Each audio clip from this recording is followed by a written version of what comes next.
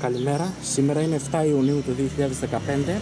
Να δείξουμε ντομάτα την οποία φυτέψαμε σε γλάστρα που περιέχει φυσικό ζεόλιθο. Είναι ένα καινούριο πείραμα που κάνουμε για φέτος, το καλοκαίρι του 2015. Δείτε τι μεγάλη ανάπτυξη έχει η ντομάτα πάνω στη γλάστρα. Βλέπετε είναι γεμάτη άνθη και εδώ και εδώ και εδώ και πάνω. Να δείξουμε και ντομάτες που έχουν ήδη σχηματιστεί.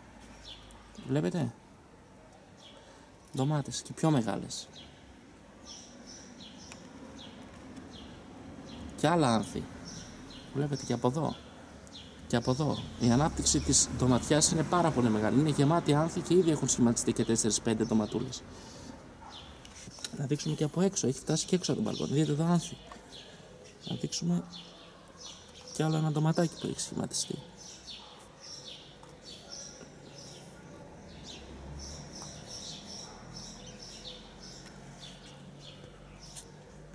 Δέστε από μακριά πόσο μεγάλη είναι η ανάπτυξη της ντοματιάς μέσα στη γλάστρα, η οποία περιέχει χώμα, κομπόστ και φυσικό ζεόλιθο και τίποτα άλλο.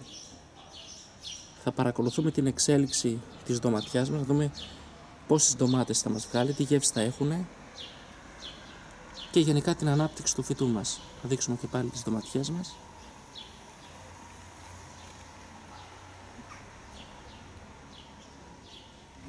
Και θα επανέλθουμε και με ένα καινούριο βίντεο.